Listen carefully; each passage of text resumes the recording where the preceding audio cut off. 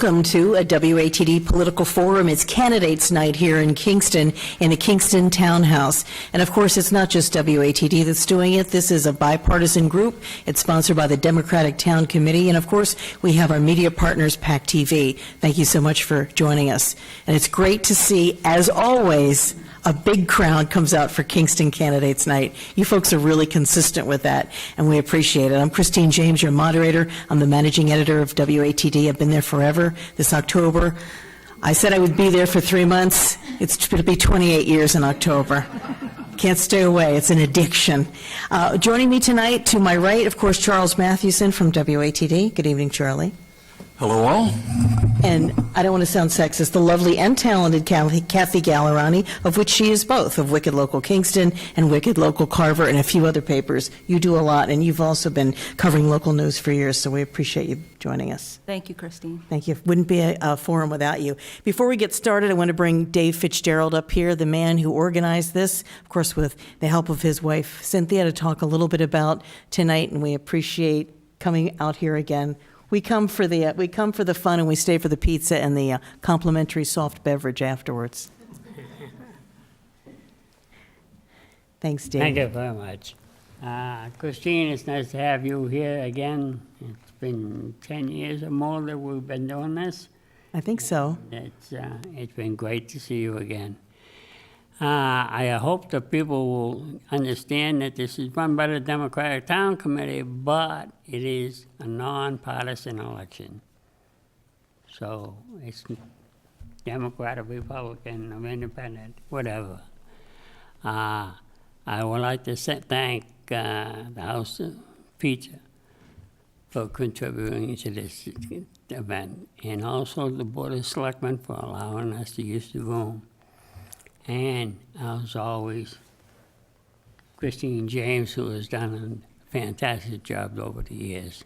Thank you. And one other person who will be here shortly, Mr. Tom O'Brien, our state representative, which to my understanding now will be our new town administrator. So it will be great if Tom shows up. I think you mean Tom Coulter. Tom Coulter. Tom Coulter. Tom Coulter shows up. I would hope that we'll have 1 second to introduce him and let him speak. Sure. Thank you very much. Thank you. And I have another Fitzgerald to introduce right there, our timer. That's Kevin Fitzgerald, the official timer. Thank you for that nice wave. And I got him some props this year. Those are nice, aren't they? And we know what that means. Green means go. Yellow means you have 10 seconds. Speed up. And red means stop. That means the candidates that are in the contested races, and we will go through the ballot, have 2 minutes to make an opening statement, 1 minute to make a closing statement. When we ask questions, you have a minute to answer. If you ignore the red card, I'll give you a 5 count, and then after that, you know what this means? It means you're done, okay? Put a fork in it, you're done. So we want to keep it moving. We want to keep this interesting. We know a lot of people have a lot to say, but this forces people to get their answers and, get right to the point. Now, what I like to do, since this is a candidates night and just not a contested races night, I want to read through the ballot, and anyone who's here in an uncontested seat, if they're here and they want to get up and make like a 1-minute statement, they're perfectly welcome to do that. Sometimes people come, sometimes they don't, but I'm going to read through the ballot in case you haven't had a chance to see it.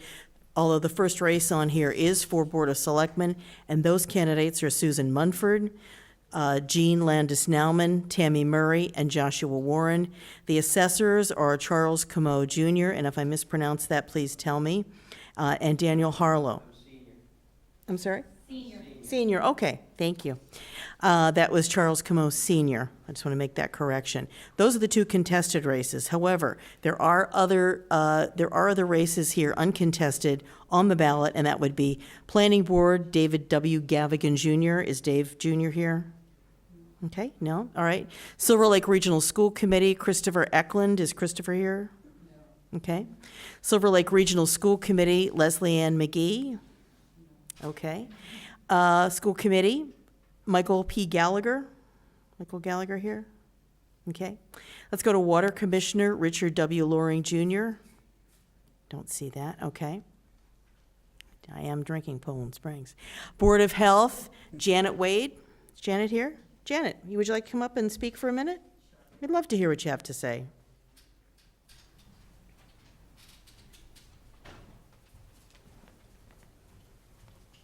Again, this is Janet Wade with the Board of Health, for the Board of Health seat. Great. Thank you. It's a pleasure to be here. Let's face it, our health is related to our quality of life. Our physical, social, and emotional well-being impact our happiness and our length of life.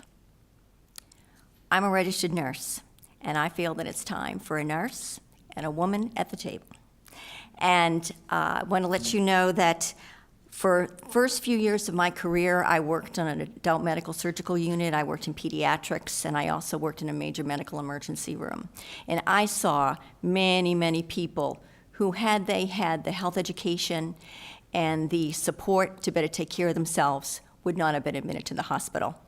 So I did a paradigm shift, and I went back to school, and I got some advanced education, and I've spent the last 30 years working in community health.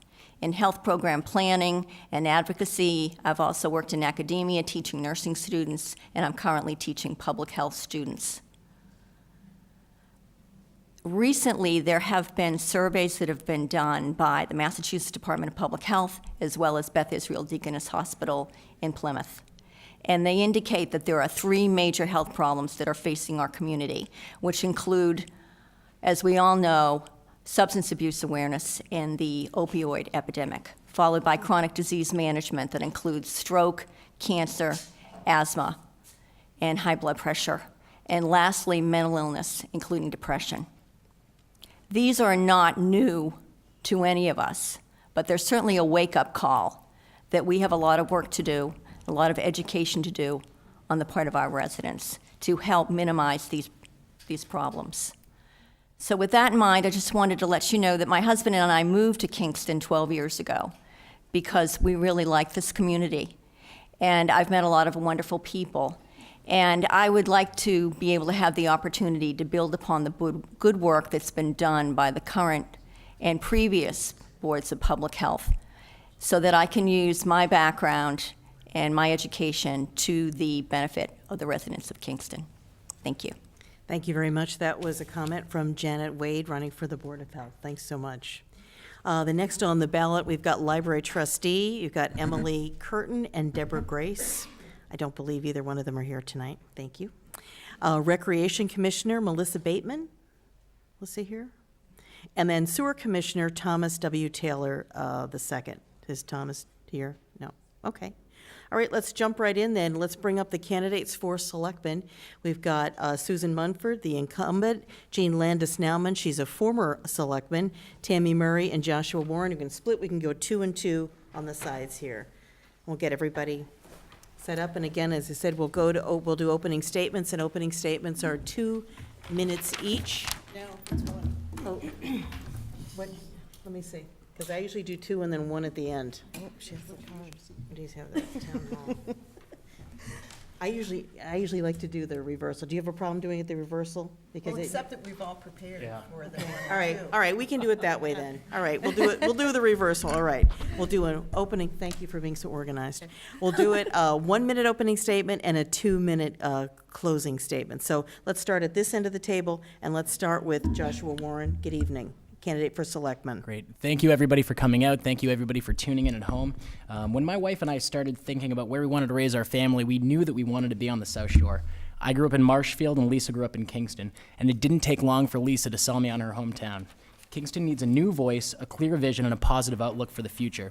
We need to elect individuals who will relentlessly pursue both short and long-term development goals, who will support business development projects that will add to our tax base, and who will flip the script on how we currently try to make our budget each year, focusing not just on where we can trim the fat because our budget's getting pretty lean, but rather focusing on how we can increase revenue, broaden our tax base, and build a safe and vibrant community.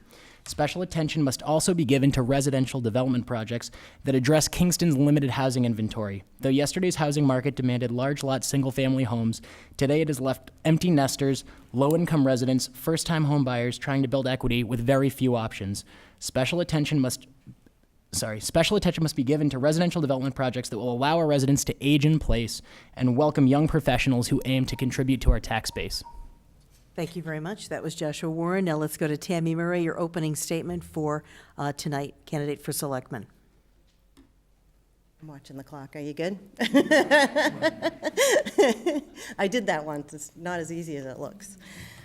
Hi, everyone. I'm Tammy Murray. I'm the former Director of Elder Affairs for the town and also for the Kingston Housing Authority. When I left my role in Kingston, it was to pursue a higher paying opportunity, which actually, as much as I miss everything that I have done, has been a great benefit to me and my family. The day I left my job in Kingston, I decided I was going to run for selectman, and about a month after I left, I joined the Wage and Personnel Board. And the reason I did that was to assist in changing the salary structure that would help retain employees instead of letting good ones go when they didn't have to. I have an in-depth knowledge of municipal government in both town administrator and town manager environments. I understand our town from both inside the town hall, as I worked here, and out in the community. And I think it's time that we learn how to communicate better, set clear goals for the new town administrator, make sure that he's pushing those goals down to the department heads, and so on and so forth. I want Kingston to be a place that we all love, but I also want it to be a place that we're proud of. Thank you. That was Tammy Murray. Let's go down here. Jean Landis-Nauman. Good evening. My name is Jean Landis-Nauman, and I'm running for selectman for the third time. I've served previously six years. I didn't seek re-election last year because I knew I was not going to have the time and energy to do what needed to be done. My mother's health was failing, and she subsequently passed away, and I had some child care issues for my grandchildren. Those issues have been resolved, and now I would like to get back on. I see that there's a lot of really important issues that are going to come before the town in the next few years, and I feel that my 20 years of serving on other boards and committees within the town are going to bring the type of experience and knowledge that's going to be needed to deal with some of those issues. I have served on the Finance Committee for several years. I've served on the Town Government Study Committee and the following Implementation Committee.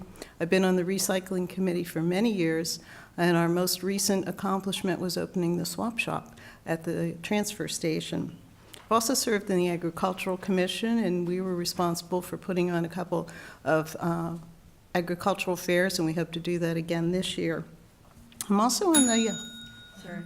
1 minute. Meanie. I know. You are. Let's go to Susan Munford, your opening 1 minute statement for 1 minute. selectman. Yeah, it's quick. Good evening, everyone. Thanks for coming out. My name is Susan Munford. I am currently a selectman seeking re-election. I look forward to serving the community. I have served the community. I listen to what my constituents have to say. I have an open door. People do reach out to me, and I fully believe that I represent them and their voice, and it's what the people tell me to do that I bring forward, and I want to continue that. I've lived my whole life in Kingston. I've worked for the town. I've served the town, and I consider this community my family. I want to retire here. I want to be buried here. I'm not ready to give up. I want to continue. I want to continue what we've been doing on the Board of Selectmen. I want to be part of it and make those decisions. And I look forward to your vote. I look forward to your support. And thank you for coming out, and thank you for your interest. Thank you very much. That was Susan Munford. Now, you've heard the opening statements from all the candidates. If you're not familiar with the format, I'll just go over that very quickly with you. We always follow the same format. We have the candidates give an opening statement, then with the reporters, we ask a round of questions. They have a minute to answer those questions. We try to mix up the order that we go in. Then after we ask those questions, then we get to the best part, which is the lightning round. I love the lightning. Waiting for the diabolical laugh, right? This is the part you find that people in general that run for elected office cannot answer a question yes or no. That's why we ask it. So yes or no, or we'll say 2 sentences tops. And 2 sentences is not a run-on sentence with 15 commas, and yes or no is yes or no without a big soliloquy or an explanation point after it. Okay, and we really are tough about that. We find we get some of the best answers during the lightning round. Then, if we have time, sometimes we may allow a candidate to ask 1 or 2 randomly each other a question. But we'll see how that goes, and then we go to closing statements, which are now 2 minutes each. So we'll do that. So let's start this evening, and let's start with Kathy Gallerani, question for our candidates, and who is it directed at first, please? Well, I'd like to ask what leadership skills in particular that you each bring to the position, would bring to the position, particularly in the area of economic development, but overall in general. Okay, let's start down here. Let's start with Sue Munford. Leadership and economic development. We all agree that we need economic development, and I believe that as a board together that we come forward with what the public wants. We are going to be presented with some pretty aggressive ideas, I'm sure, in the decision that we recently made in Tom Coulter, and we have to support it, and we have to have a voice, and it has to be tempered. So I do believe to what people tell me, what they want to be heard, and sometimes I'm not the popular opinion out there because I truly believe, and I'm not afraid to voice that opinion, to be that different voice, and I hope to continue to bring that to the Board of Selectmen. I'm not afraid of being the odd man out. I'm not afraid of the opinion of my opinion or my direction. Okay, thank you. That was Susan Munford. Now let's go down here. Joshua Warren, same question. Sure. So when I pulled papers, I made it a point to reach out to currently elected officials at the state, county, and local level to learn a little bit more about what we've done in the past, what grant opportunities and regional development opportunities might be available. So what I would do is I would really cast a wide net and speak with those elected officials, local businesses, find out what's available, what we are doing, what we aren't doing, what towns around us are doing. I think a lot can be learned from what they're doing. So I think it would really be a lot of listening and a lot of learning early on. One of the things that I have learned since pulling papers is that you can have all the best ideas in the world, but what drives development is money. We really need to be working with folks who want to come to town to do business and support them. If somebody says they want to put a 90-unit hotel up at the mall, those are things that we should be championing as a town. If we don't do it, towns around us will do it. Plymouth has a hotel that's always booked. They're building more hotels. Once we see somebody who wants to come to town, wants to make those financial investments, we really need to rally around them and support them. So I guess the leadership that I would bring is really listening, figuring out who's out there, who wants to come to town and do business, and creating ways for us to support them so that that revenue is captured in Kingston, not our surrounding towns. Thank you very much. That was Joshua Warren. Same question, Jean Landis-Nauman. Okay. Economic development has been something that I've been working on ever since I came on the Finance Committee 20 years ago. There's quite a lot of opportunities for us working individually as well as with the surrounding communities. When I was a selectman before, I arranged a meeting with us with Plymouth. Unfortunately, nothing fruitful came from that discussion.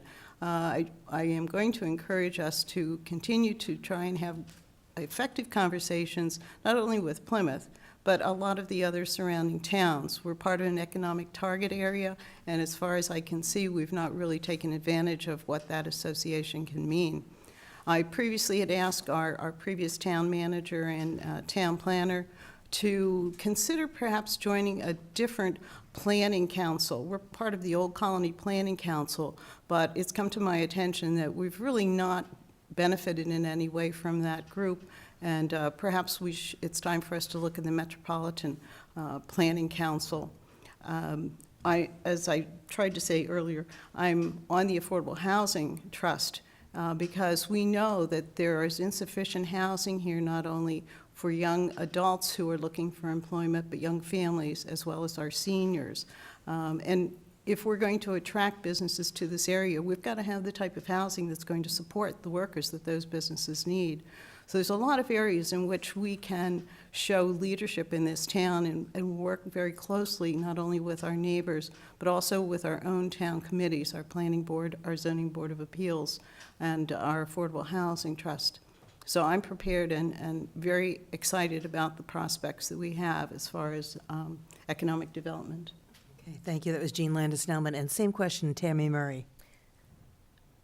I'm all in favor of economic development, but where my concern lies is what will it do to the services that we have available, the resources we have available, and the taxpayers that would be involved. I think that a lot of times the projects that have come before the Board of Selectmen or the Planning Board, at some point or another, there's a lack of communication and a drop in the back and forth that's needed to get a project completed. I think as far as leadership skills go, I have a natural born ability to bring all different people to the table, to have those conversations, and when there can't be a win-win, figure out what would make everybody just a little bit happy. It sounds idealistic, but once you're at the table, it's a lot more realistic. But I'd have to say, things like the sewer and the aquifer concern me. Okay, thank you. That was Tammy Murray. Let's go to Charles Mathewson here from WATD. Your question for the candidates. This is a question that Christine and I were fighting over earlier, He's smiling. but I knew I was going to go first. The good arm wrestler. So Tuesday night, you were the sole dissenting vote in choosing Tom Coulter as the new town administrator. Why? Well, we were presented 3 candidates as all equally able to fill the spot. I thought that Sean would have been better for the town of Kingston, but that does not mean that I'm anti-Tom. I look forward to Tom in his role. I just thought that it would have, that was my opinion. It would have been a better fit, and I hope that I'm proven wrong, and knowing Tom, I will be, and that's a good lose. Hey, Jean, Yes. do you support Tom as the new town administrator, and would you have voted for him? I was asked that question today by several people, and as I told them, I saw real positive aspects in all 3 of the candidates. I don't think we would have lost if we had chosen any of them. Each of them brought something a little different to the table. My main concern right now is stability for this town. We've had a series of town administrators over the last few years. Having spoken with Tom, I know he plans to be here for a while. When you bring someone from a city like Lowell with 135,000 people to a community with 13,000 people, and he was a fairly young man, I can see him getting bored, frustrated, and ready to move on to a bigger opportunity. So I don't think we'd have his services as long as we need them. The same thing with the other gentleman from Yarmouth. He had a lot of technical skills that I think would truly benefit this community, and I'm hoping he and I can have a one-on-one conversation about some of his software ideas. But again, I saw him as someone, I know he's been with his community for a long period of time, but constantly moving into new positions. And I was a little concerned about his ability to stay for any length of time, too. And so I think Tom was the reason, the reason I would have voted for Tom if I had been on the board was I do think he's going to bring some stability for a long period of time. Tammy, same question. Would you have voted for Tom, and do you support him as the new town administrator? I definitely support him as the new town administrator. I have watched 2 of the 3 interviews. Unfortunately, I haven't gotten to see Tom's yet. It was posted last for some reason. I've seen Sean interview at another town, the one that I work at now, and I think his interview in the other town was a lot stronger than it was here the other night. I don't know if it was nerves or the traffic or, the incident in Yarmouth. But I think Tom will do a good job, and I can say that as if I am elected. There are going to be clear goals and reviews of those goals, because I did work under the other town administrator as a department head, and I plan to require communication and goals on all levels. Josh, same question. Sure. I first would like to applaud the committee that brought 3 strong candidates to the Board of Selectmen. I think that they did an incredible job. As Jean said, all of them would have been great choices. I do support Tom in his role, and I do look forward to working Tom, in his role. I think that Tom brings a unique background and that he's a longtime Kingston resident. Tom's somebody who I do believe will be here for the long haul and will put in his time. I heard a story today about Tom working at 5 a.m. on Thanksgiving morning. It was the only light on in the building, and he was there grinding away. He's somebody who, when he gets the job in front of him, he works really hard to get it done. I'm also very excited because I know that for-profit companies in the past have taken Tom on to do a lot of restructuring work to help them organize the staffing and the management within their companies, and I think that is something that would be a great benefit as we look at a year where we have seen a tremendous amount of transition within the Kingston Townhouse. I think that Tom's somebody who can come in, who can sit down with those existing employees, who can help fill vacancies, and who can really do it in a way that empowers folks to grab hold of the work that we've hired them to do, give them the tools that they need to amplify their contributions to the town, and ultimately make Kingston a wonderful, wonderful place to live. Not that it isn't already, but I think we should always strive to be better. Okay. I just want to make sure, these are great long answers. It seems like it's longer than a minute. 1 minute, one a minute for answers. Good. No, just 1 minute for these. That's okay. That's okay. I was Thank thinking. you. We appreciate it. So my answer wasn't as short as it felt. I still like the light on there at 5 a.m. on Thanksgiving. My story. Wow. Sue's got some great stories. Well, my first reaction was like, I wonder, did somebody have a family fight that early on Thanksgiving? No. I went out one year to walk the dogs for like the third time on Thanksgiving. I ran into 3 of my neighbors. They're like, my in-laws are here. I had to go walk my dogs. It was this picture that came to my mind, but that has nothing to do with you. But I just want to share a little bit of that. Let's go to our next question. Remember, these answers are now a minute. Everybody's got all the energy and the silliness out of them, so now we'll go right to the 1 minute answers.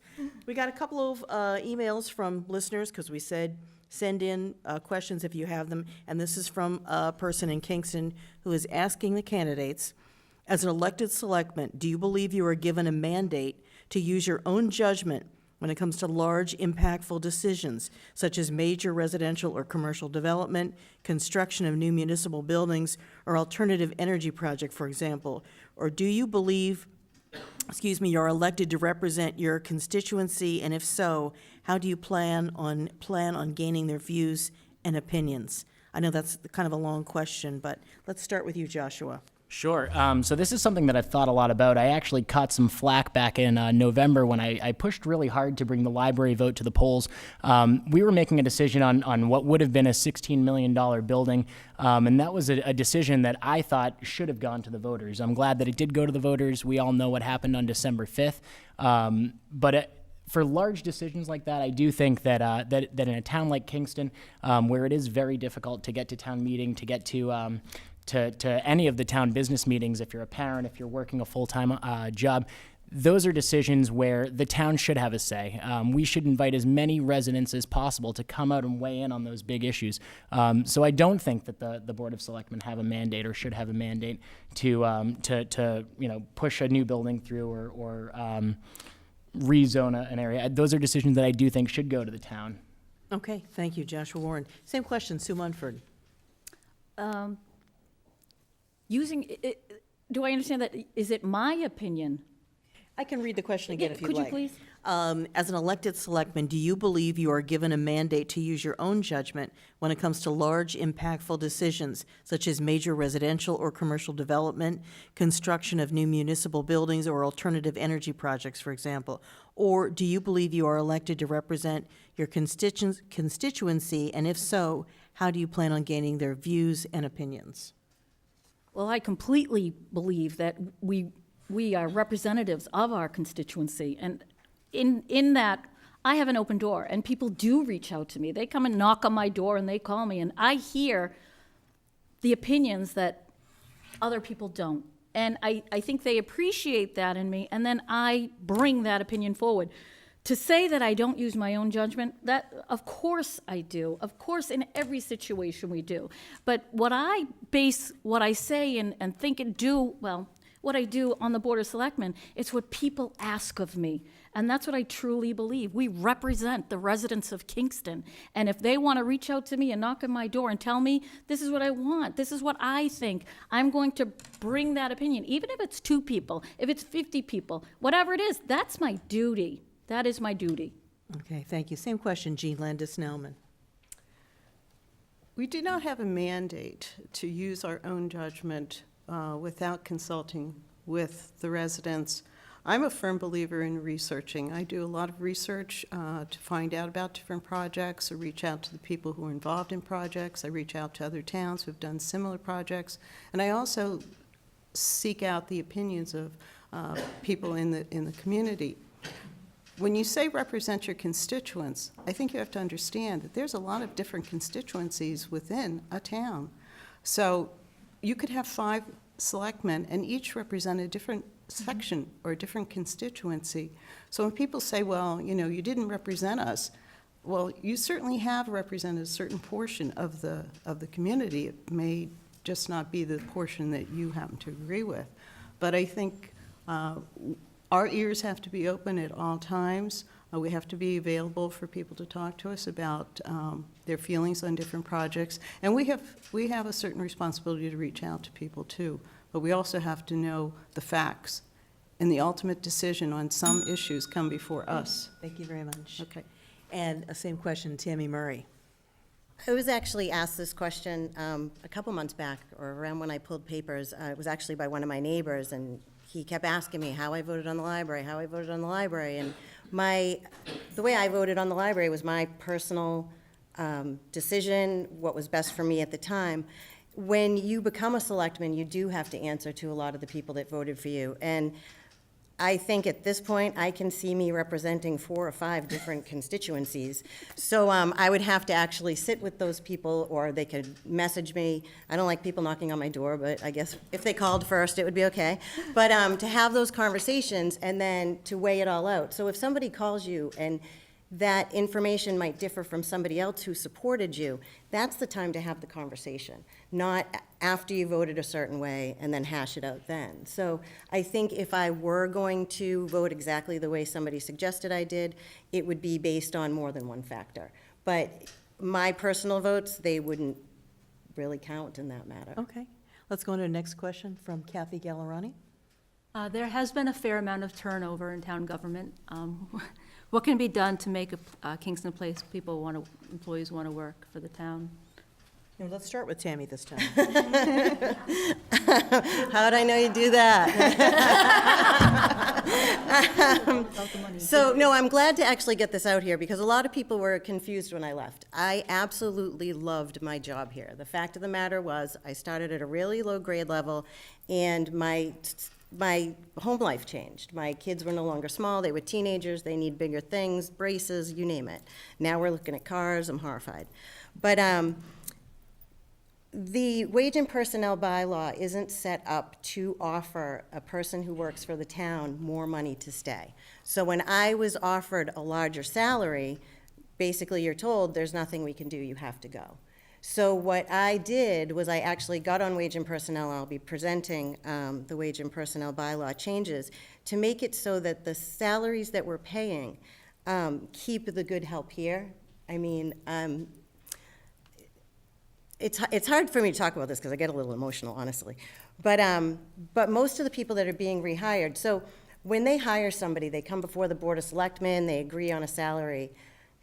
The salary that somebody new to the job is getting is like $8,000 more than I left with. So there was a problem with the wage and personnel bylaw.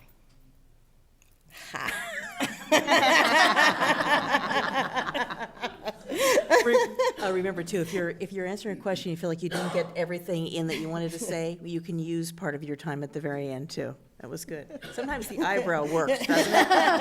Good. Let's go over here and ask that same question, Jean Landis-Nauman. Okay, can you just repeat that question? I want to be sure I get to the heart of it. I said that there's been a fair amount of turnover in town government. What would you do to try to get people to stay? And is it all about the money? What is it that? Okay, there's a variety of reasons why people have left, and I'm not opposed to change in personnel. I think when new people come on, they bring new energy, new ideas, new insights. I am sorry that we do not currently have the type of salaries available that are going to attract and retain some of our more valuable employees. When I was on the Town Government Study Committee, one of the things we identified was the fact that we did not have a real HR process here in Kingston. We didn't have an HR director. Our position descriptions hadn't been reviewed in a long time, and they really weren't up to date with the current skill sets that we needed. Fortunately, over time, we were able to get funding at town meeting to hire someone to do that. I'm very anxious to see the completion of that work. It's still not done. And I think once we know what the prevailing wages are in surrounding communities, we'll be able to be more competitive in some of the positions. But I think we've gotten some really good new employees. Thank you. And same question, Sue Munford. Well, it's no secret we've had a mass exodus in Kingston, and I am not going to say that it's money-related. We missed the boat in doing exit interviews, and we have to fix that. We have to find out really why people are leaving. I couldn't safely say across the board that it was money. What I believe is there's an issue with management, and that may have been corrected. I hope it was corrected with the decision that was made. I have faith in it. And from this point on, we should run this town with an HR department that sits people down. What could we have done better? Why did you leave? And fix the problems as people go out the door instead of, in hindsight, on campaign season saying, what do you think about this? We all have the luxury to say that, but there was a problem. Now, let's put our foot down and fix it from this point out. Let's make people stay for good reasons, and we can do that. And I have faith with Tom on board. We're going to get there. We have a lot of work to do, and we're going to work him. But he knows that. Okay, let's go, same question, Joshua. Sure. Just to echo what some of the folks have said, the reason why folks have left town hall has been varied, and I think our approach to retaining staff must also be varied. On day one, I would charge, along with the other board members, the town administrator, with sitting down with existing employees to figure out what we can do as a town to create a professional work environment that they want to stay in. I'd love to learn what we can be doing better. The other big piece, too, I think, is we really need to find them the tools and trainings and supports that they need, figure out what those are, so that they can amplify their contributions and maximize their potential within Kingston town government.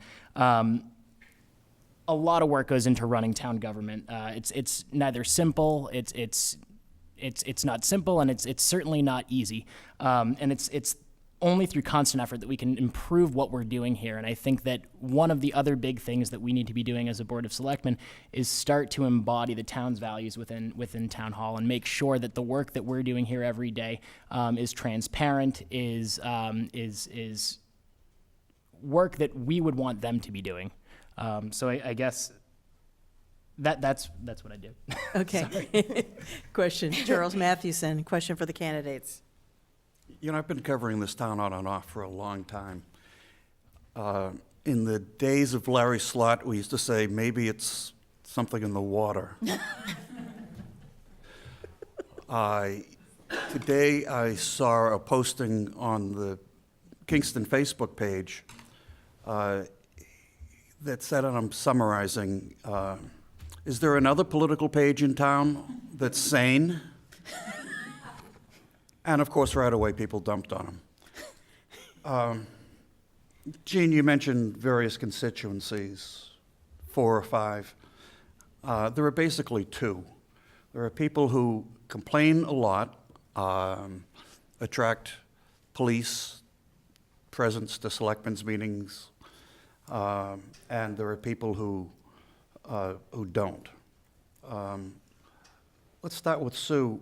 How do you keep a civil, or restore, or maybe for the first time, introduce civil discourse in Kingston politics? That might be an impossibility this political season. We have to respect each other. We have to listen to each other. But I think in society today, and you mentioned Facebook and how things happen, we're so quick to jump on each other. We're so quick to become so negative. We're not the old-fashioned community that we used to be, that people would go to the neighbors and sit down and take time and talk and have coffee and gripe and work it out. And that is long gone. So what is it? It's Facebook that all of a sudden one comment turns into such negativity. I don't know if we can fix that. I don't know if anybody here can. But I know as an individual, I can be respectful. I can be responsible. I can be responsive to my constituents. I can be open to them. I can be the family member that I think you all are to me. We're a community, and we have to work together. And this is what happens when we don't. So what do? We have to work together. I don't have an answer, but I know that I can temper how I do things. And that's where it all starts. We have to be respectful to each other, and we have to listen to each other. More in-laws at Thanksgiving. Josh, you're new to this. I am, but I'm the Facebook generation. True, And- true. And, No, Josh, I'm the Facebook generation. I gave it up 10 years ago. oh. Touche. Am I, Yes, yes. oh, great. How would you deal with the Sure. ongoing political nastiness in this town? Sure. Sue, I respectfully would like to disagree with you on that. I don't think it's impossible, and I think that we are moving in a great direction.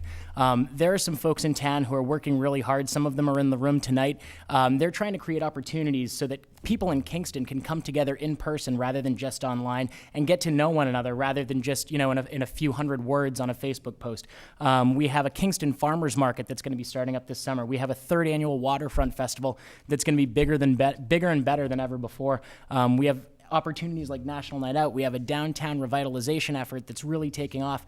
And these are opportunities where people can get out and meet their neighbors. I have a relationship with my cousin on Facebook. It's great. He lives in New Hampshire, I live in Kingston, and we can keep that that constant contact with one another, but we knew each other in real life first. So when we have a disagreement on Facebook, we know the other person. We have more substance to that relationship. And I think what we need to be doing as a community is having barn raising events, joining civic organizations, doing the things that our grandparents' generations were doing, because I think it might have even skipped my parents' generation, and just get to know our neighbors, get outside with one another. Thank you. Charles? Tammy? Forget the question. I have been on the positive and negative sides of the Facebook posts. Everybody knows. But I think that the biggest thing is that there needs to be structure. I am a policy junkie. I think they're so important. So like tonight, we get a minute and a bell. Open forum, you get 2 minutes and a bell. Set that tone before somebody comes in so they don't prepare a 3-page speech if you're only going to give them a minute and a half to speak. I think everybody should be heard. I think it's when people are not feeling that they were heard that it gets negative, for lack of words. And I think that, I can't solve the world, but I think that just having the ability to not be thinking of your response while you're listening to someone goes a long way. Jane, we've seen you on town meeting floor championing some causes that have not garnered positive response. You've been at this for a while. What do you think? I think a lot of it has to do with expectations. If someone comes in expecting to not be received well, they are somewhat defensive. I think if we can establish rules, I agree with Tammy, kind of set the groundwork of we're going to welcome everyone to come in and have their say, but in a respectful way. We have to show compassion for each other because some people have had a terrible day. You don't know what their day was like and why they're acting out the way they are. I think you have to just step back for a minute, realize it may not be about you at all, but something that happened earlier in their day. But I think if we remain respectful, and I was just telling some people before I came in here, this group of candidates this year, and I mean all the candidates for all the offices, has been the most cordial group to work with. And I'm very impressed because it shows that the adults came this time to tell you each about what we have to offer and allow you the opportunity to decide on which of one of us you think is going to fulfill the needs of the town. And thank you. It's a chatty group this year. It's good. I haven't used this so much since Tony O'Brien last ran for office. Some good stuff. All right. It is the Tony It is the O'Brien. Tony O'Brien bell. I know he'll probably be watching this. And I hope he runs for office again. The man does love to talk. All right, this was another question sent in by a listener to the candidates, and it's a little bit more involved, so I'm going to give you a minute and a half to answer this. Oh. Go. And this was sent in, and it says, during the tenure of our prior town administrator, many new positions were created, some of which greatly reduced the responsibilities of his responsibilities and his workload. These positions included an IT director, director of human resources, financial director, and a facilities manager. Which of the following positions do you support? 1, keep all the new positions and maintain the same salary for the new town administrator. 2, eliminate some or all of the new positions and maintain the same administrator's salary. Or 3, maintain all the new positions and decrease the salary of the administrator. Let's start with you, Sue Munford. Whew, okay. That's why you get a minute and a half. All right. Well, we paid a town administrator X dollars, and in his tenure, we brought in people to help with his job. So I think there does need to be a look at that financial piece to it. In supporting Sean from Yarmouth, that was part of my thinking, that we could readdress those situations. We can't now, but I think we absolutely have to look at it and look at the town administrator's salary for what it was, how it started out. And make no mistake about it, we're going to be talking about a town manager's position right around the corner. So there's going to be a lot of talk about this position, the money for it, the term, in the very near future. So at a minimum, I think we should relook at it, the financial component of the town administrator's position. We do have the 3 positions in place. I don't support making the part-time, full-time. Okay. Same question, Jean Landis-Nauman. Interesting topic. As most of you know, I was the one that brought forward these 3 positions at town meeting. But I wasn't the one speaking that day because I had laryngitis. Well, it was me, I read that. I remember, you tricked me. I asked Tammy, who was serving on the Town Government Study Committee with me, if she would please read my presentation, which she did very well. What we had done in the Town Government Study Committee was to look at what duties needed to be accomplished and were they being done, and what was the price we were paying for things that weren't being done. And what we found was that we had no one in charge of our computer system. Now, try and give your employees a job and don't give them any tools to do that job. And that's what we were basically doing. We were giving them all different software to work on. The computer, the hardware itself was in bad shape, and there was no one they could go to when they had questions or concerns.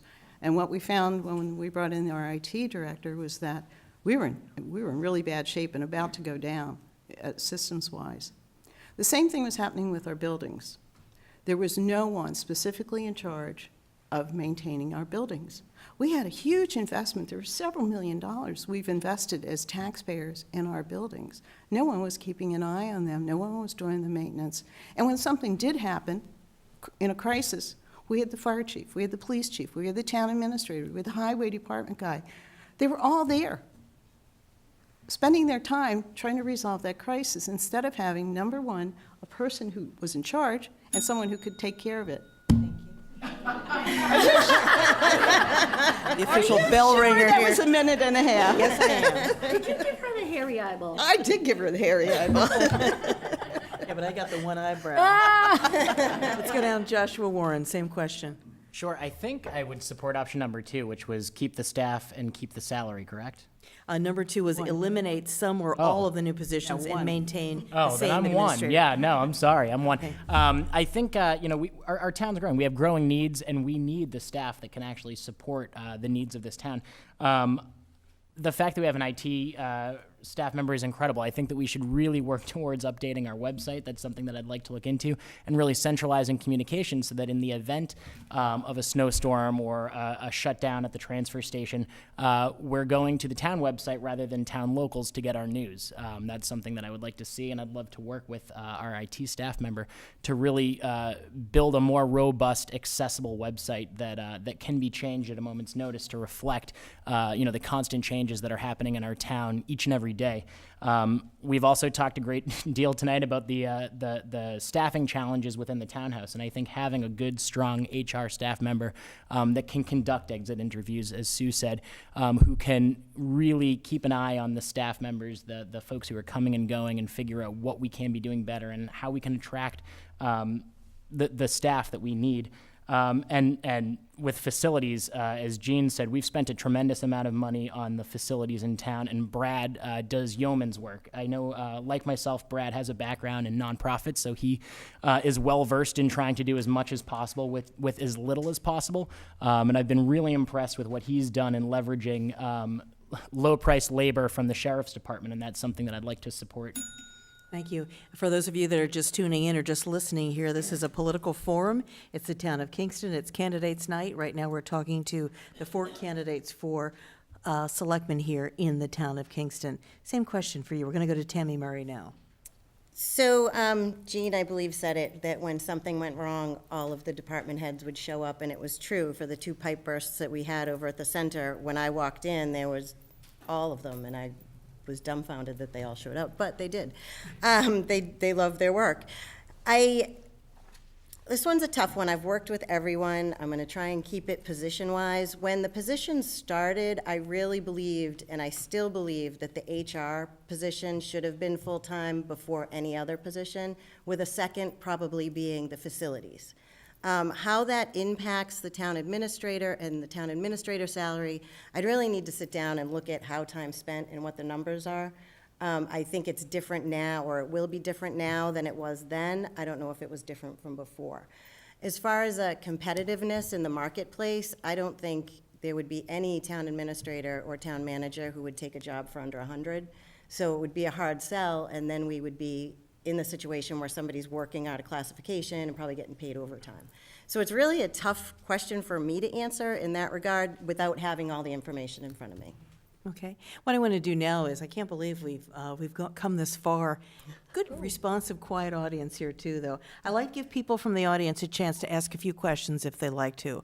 And remember, this is the part where I channel the meanest 4th grade teacher you ever had, because there are rules here, too. This is ask a question. It's not get up and a long soliloquy. Don't insult the person. If it's a personal vendetta, you will be asked to sit. You will be asked to stop and sit down. Stick to the issues. Just ask a question. So, do we have any questions for the candidates from our audience that'd like to come up to the podium? And the very important Hollywood part of this: make sure you look into the camera over there, even though you'd like to be looking over here, because we'd like to see your lovely faces. Now, can I get somebody up here to ask a question? Oh, come on, there's nobody shy in Kingston. That's for sure. And just say your name, your question, and who it's for. There's a camera. John Michael Fonts. I actually have one question, but for 2 candidates. Is that okay? Okay, that's fine. All right. So this Look question into is the camera, though.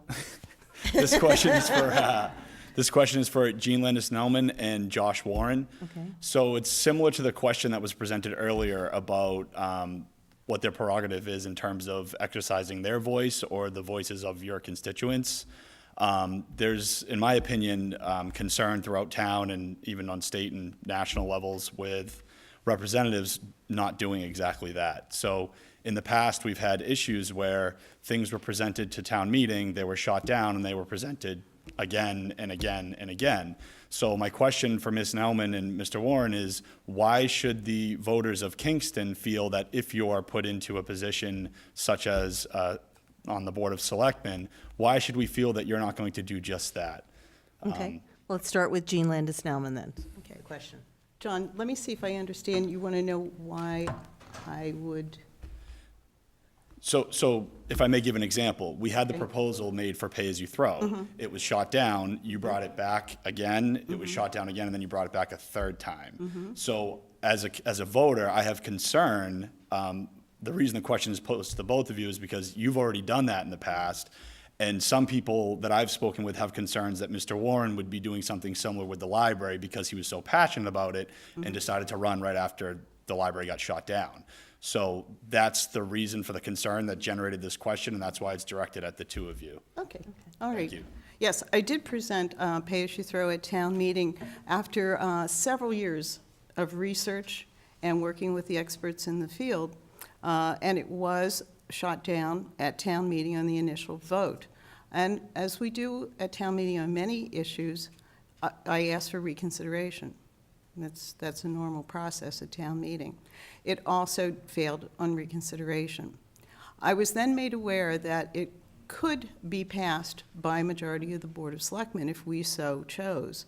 And so I took that opportunity to again present the information and ask if the Board of Selectmen would be in favor, and they chose not to support that. And I was fine with that. That was a decision of the board, and they primarily based their decision on what the voters had said at town meeting. So the voters did speak on the issue basically 3 times. and I accepted that decision. Okay? And your question to Mr. Warren. Sure. Mr. Fons, thank you so much for the question. I sincerely appreciate the opportunity to have this discussion because I know that this has been on the minds of a lot of voters in Kingston. Just to clarify, the library had passed a number of votes to get it as far as it did at the December 5th ballot. And yes, I was a very vocal supporter of that. I think this goes back to what we had chatted about earlier in moving discussions off of Facebook and having these substantive conversations in person.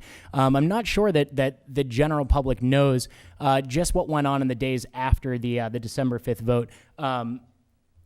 After the town spoke, and trust me, those of us who supported the library listened, we put our heads together, volunteers, staff, and trustees, to figure out how do we give the town the library that deserves and the library that it needs, given the space constraints of the existing building, the staffing constraints, and the funding constraints.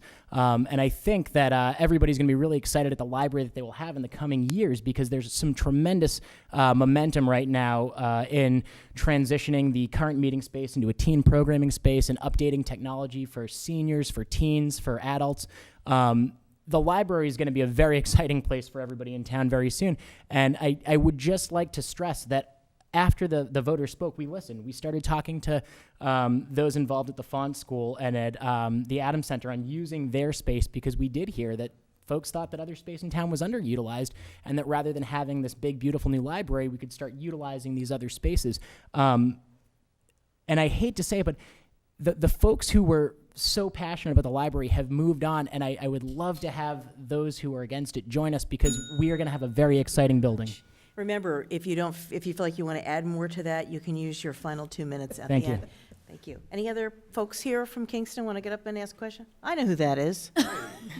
It's Peter Bonsek. Yeah, it's on this side of the table tonight. How come you're not running for something this year? No. I just turned 60, and it's time to sit back and look at other people trying to get in there and do their thing. Okay, so who are your questions directed at tonight? Well, my questions will be to the four candidates. You know, we talked about the cause of people leaving town. We're talking about the management of the town, of the current Board of Selectmen, majority of the current Board of Selectmen. I want to know what you believe the duties of a selectman are, where we have a town administrator that we pay a lot of money for. His duties are to run, in my opinion, and I believe a lot of people, his duties is to run the day-to-day operation of the town. I believe that the duties of the selectmen, because the town administrator runs the town and then reports to the selectmen. I don't see it happening right now. I want to know what you think about, are you supposed to be here every 2 weeks, have your meetings, and have put your faith in the town administrator who's being paid to run the day-to-day, or do you feel you should be more involved in day-to-day operations? You want to start with Sue Munford? Well, we hire a professional administrator to handle the day-to-day operations of the town. We put our faith in him to run this town. And like we've talked about in the past, like a business, we have to get that orientation going. I believe as a selectman that the five of us that we help guide the administrator and we bring the voice of the people, what they want, and it's the administrator that administers what we tell him to do. We will never all agree, but what the relationship is we meet, we discuss, we investigate, and we bring what our constituents want forward, and we have to work together to get to that point. That's ideally how it works. I don't believe that we should be micromanaging the town administrator. I don't believe that at all. That doesn't mean that we can't go to the meetings and visit and drop in on FinCom and see what's going on and ask the questions. That's our duty. But we are going to pay a town administrator, as we have in the past, but we haven't had much luck. We haven't had luck in the last two town administrators. But I have faith that this is what's going to happen. The selectmen will bring forward the voice of the people. This is what the people want for the town of Kingston, and Tom will manage what we want and do our bidding, because that's what the town administrator does. He answers to the Board of Selectmen and does their bidding. Are we going to agree totally? We may not, but that's the Board of Selectmen's issue. Thank you very much. Same question. Let's go to Josh Warren this time. Sure. Thank you for the question, Mr. Bonsack. So I certainly agree with Sue that that we have somebody who will be in the building 40-plus hours a week, who will be well paid to do the day-to-day operations. And I don't think that the Board of Selectmen needs to be in the weeds and dealing with the minutia of what it takes to run a town government. The Board of Selectmen need to be looking at the town from 30,000 feet. They need to have a big picture view. They need to be well-versed in the master plan, which, my understanding, and I've read it, is, that is what the community has stated we want for the town. I would like to take it one step further and say that in addition to charging the town administrator with these things and trusting that they are doing that, we need to do the same thing with our department heads, and we need to trust the processes that our department heads have charted for the roads, for the transfer station, for their library, for the departments that they lead. And we can't bog them down. We can't slow down their process. We need to trust the work that they're doing. They're very capable, and we hired them for very good reasons. Okay, same question, go to Tammy. I said this earlier, and I think it starts with setting the processes and the procedures, getting the policies straight, making sure that the new town administrator has a clear vision of what we want. And then once that's given to them, making sure that the action steps are being taken care of. I don't think we should be involved in day-to-day. I will say in the past, when I worked here, I did reach out to selectmen from time to time when I needed help with one thing or another. They didn't control me, I didn't control them, I just needed a push here and there. But I think it's all about the procedures, and like you say, the department heads need to be involved with that too. A lot of the departments don't have written procedures, and they're running around on what we've done for the last 20 years. We need to take the time and write those policies and procedures. It's killing us. Okay, same question, Jean I Landis. agree with you very much, Tammy. I'm used to, 40 years in federal government where everything was very structured, and there were all kinds of policies and procedures for every issue. As selectmen, we are responsible for setting policy, for appointing individuals to various boards, and we have some other minor duties. But unless we're familiar with what's going on, we're really not in a position to help with setting those policies and procedures. Our town administrator should not be undermining or going behind our town administrator's back, working one-on-one with departments heads or their staff. But there are going to be times when we're going to be working with the town administrator on issues, and we will be having that interaction. Having served on the board for 6 years before, I know there's lots of other activities that we can get involved in that provide administrative support, not only to the town administrator, but to other departments. One of the things I did during my last term was I worked with the town treasurer to organize all of the trust funds that the town has. We were getting these reports on a quarterly basis about trust funds. Nobody knew how much was in there, what they were for, and nobody was making them available. And so I spent quite a few months going through all of that, working with the archivist at the library, trying to come up with the information on how was this trust fund set up and what was the purpose of it and what portion of it could we be used. So it's issues like that we can do. Thank you very much. Before we go to our lightning round, as if on cue, who should appear but Tom Coulter right in the back, the incoming town administrator? Come on up here and say hello to the people for a minute. I know you like to talk. Try to keep it to a minute.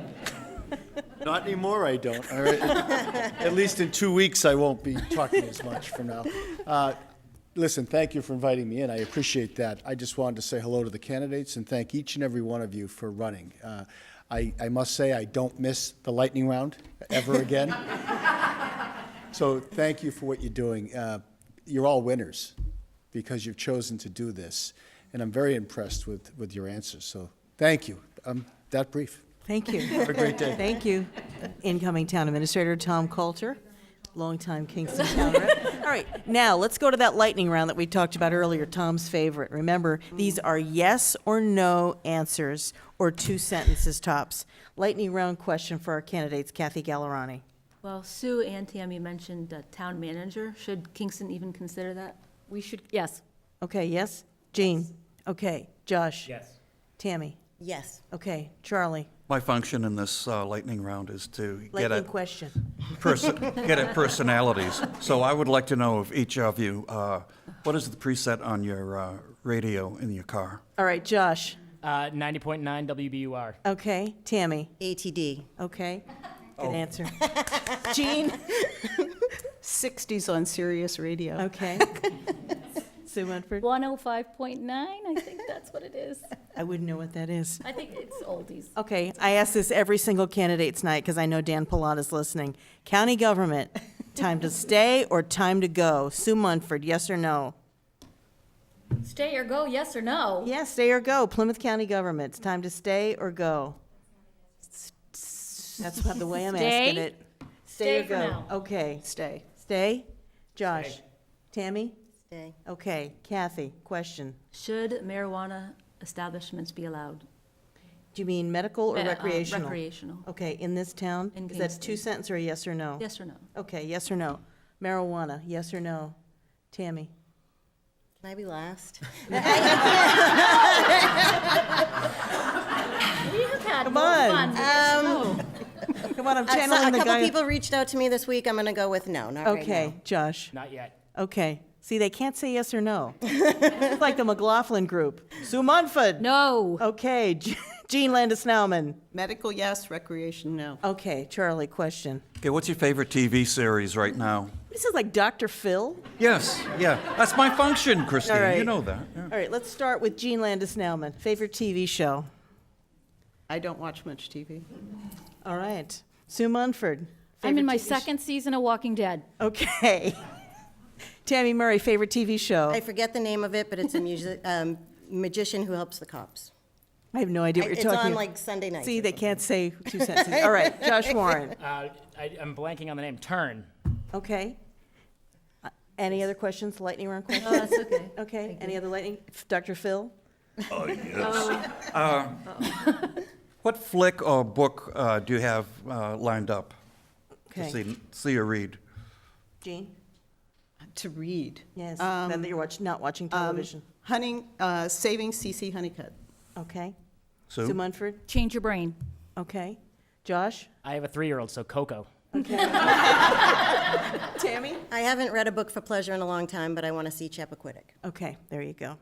Tune in to WATD, by the way. On Sunday and Monday, we have a first-person interview with one of the stars of Chappaquiddick. Excellent. Remember, 95.9? on my preset. I won't miss it. WATD. And there will also be a video up, too, with the actress. It's Okay. fabulous. The woman who plays Mrs. Kopechne. You'll never believe that she's a native of England. Okay, now we're going to go, just had to get that plug in. Now we're going to go for our final statements, and let's reverse order this time. Did we start with you last time, Sue? Oh, I don't remember. I don't we remember. did. We Okay, go we're going to here start to down at this end. May I take a sip of water before I go? Mark it, set, go. 2 minutes. Okay, Oh, great. be ready. My wife and I, Lisa, bought a house 6 years ago, and we got married in the backyard that fall. 3 years ago today, our son was born. Happy birthday, Saul, if you're still up. We've made many memories in our home and in our town, and we aren't going anywhere, so we both want to do our part to help build a safe and vibrant community that we're proud to live in. With a background in community development, I want to help improve civic engagement and strengthen the social fabric of our town. Now, before I go into what that means, I'd just like to tell you a little bit about what community development means. Community development is a broad term for the process by which community members come together to take collective action and generate solutions to problems. I think that's very relevant given the state of things. In employing this skill set, I aim to find ways to increase participation at local community events and at town meeting. This also means actively recruiting residents who will lend their time and talent to boards and committees. As a parent, I know how hard it can be to attend all of the town's meetings. I wholeheartedly agree with residents who've been asking for more of our town business meetings to be made available on PAC TV and in the form of audio recordings, and will work hard to support their efforts. I'll champion events like Kingston Farmers Market, the Kingston Waterfront Festival, National Night Out, and downtown revitalization efforts, and I'll work hard to bring other events to town that will bring the community together and give residents an opportunity to meet one another in person rather than just online.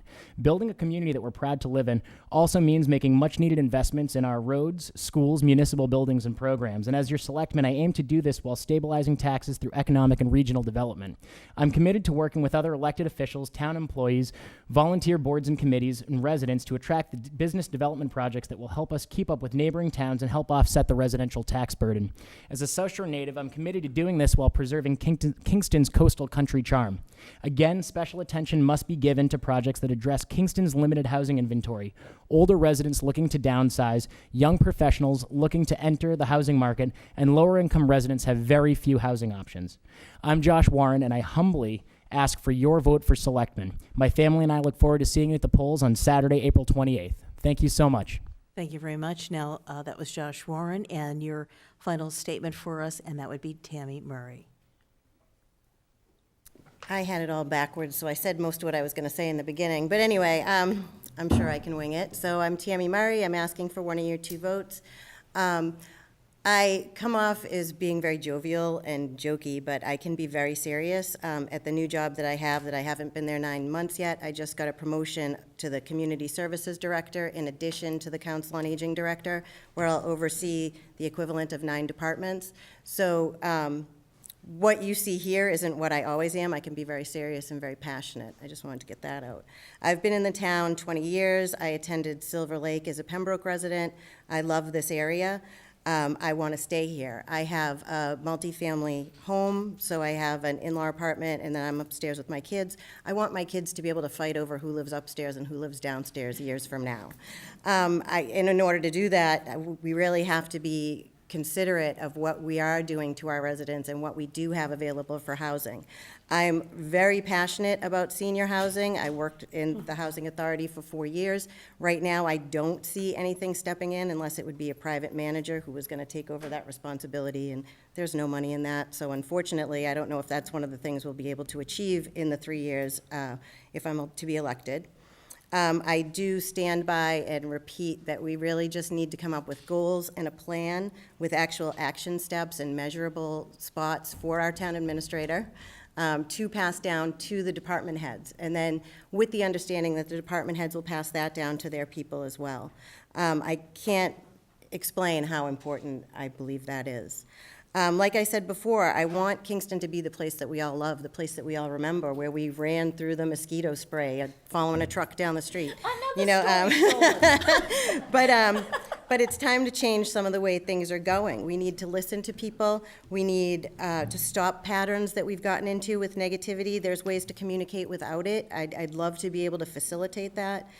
We just need to be a strong community and not one that people shake their head at when you say, I'm from Kingston. Thank you very much. That was Tammy Murray. Your closing statement now, Jean Landis-Snell. Excuse me. I want to see us devote our energies to major issues that have the greatest impact on our town. I want to help with the long-range planning of major capital projects so we can provide the services our residents deserve and maintain our infrastructure within our budget. Other revenues are definitely needed and can be obtained by resolving the issue with deposits from the Kingston Wind Turbine Group, working with the Kingston Collection to increase their tax base, and working with business owners and developers to bring revenue-generating projects to our town.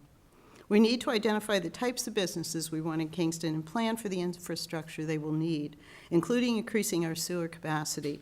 We must be competitive in attracting successful businesses that will provide employment and bolster our tax revenues. This includes having sufficient affordable housing available and suitably located. We also need to be good partners in working with other nearby communities to enhance the opportunities to raise revenues and improve our infrastructure. We need to be a driving force in our economic target area to reap the benefits of this association. I will again be asking our new town administrator and town planner to determine what regional planning groups best fit our needs and to join them. We need to be innovative and take advantage of new ideas and concepts for providing an environment that attracts small businesses and entrepreneurs, such as incubator spaces and co-working arrangements, such as WeWork. We are in the process of reviewing and updating our zoning bylaws and implementing the new master plan, and I want to be an active participant in this. The zoning bylaws are an integral part of our planning that affects every resident and every business. The master plan is based on the desires and the needs of the residents and clearly sets out the steps to take to achieve our goals. We have an obligation and responsibility to make sure all our decisions are in keeping with this plan for our future. I personally see a very bright future for Kingston, and if we remember how effective we can be if we all work together with respect and compassion for one another, we can make Kingston the community we all want to continue to live in. Thank you. I appreciate your vote on April 28th. Thank you. That was Jean Landis-Nauman, excuse me, allergies. Final statement, Susan Munford. I didn't prepare a statement. I love this town. I grew up here. I've been here 49 years. My parents worked hard to get us here. I want to stay here. I have 2 kids in the school system. I have a grandchild. I want that grandchild to come back to Kingston with my son. I want them to be able to afford it. I want to be able to afford this town. Everything is about the economics in Kingston. It's about prioritizing and keeping everyone in mind when we make these decisions. I am very excited about Tom at the helm and hearing his excitement, and I look forward to supporting him. We've got a lot of work ahead, and we're coming out of a very dark time right now. There's no question about that. I would appreciate your vote to be part of those decisions, to represent your voice, and to move Kingston forward positively. Thank you.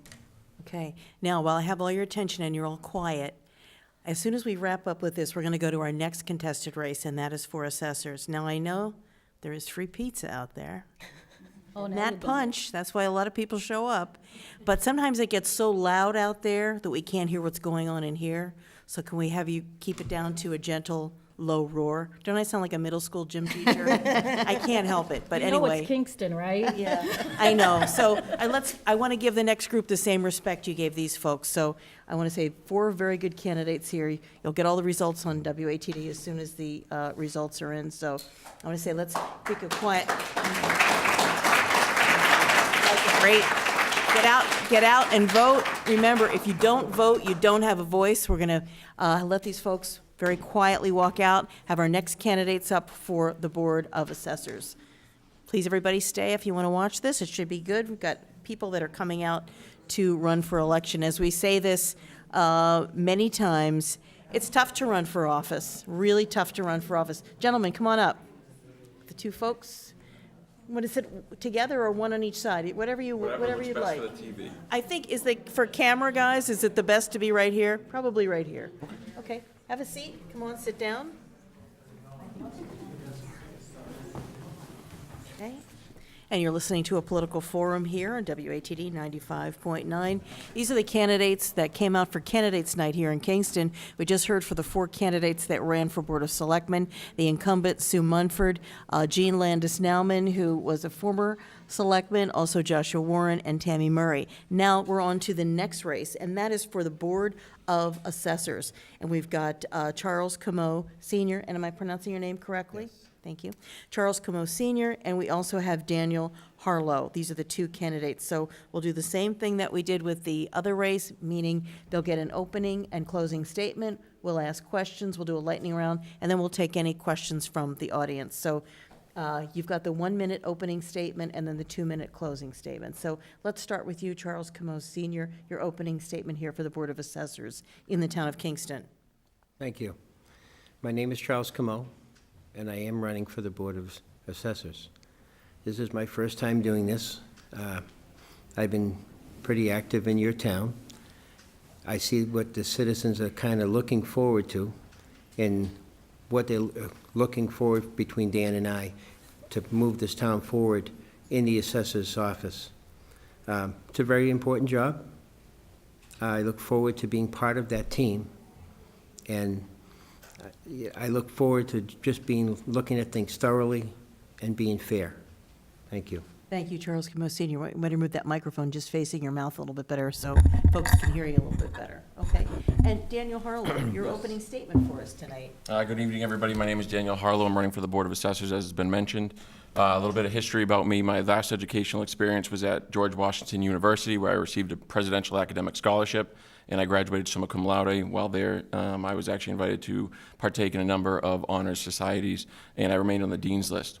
Why do I bring that to the town's attention? Well, I think it's important. Part of the reason being that if elected to the Board of Assessors, we're required to take a course that gives us information and an educational background on how the assessments are done.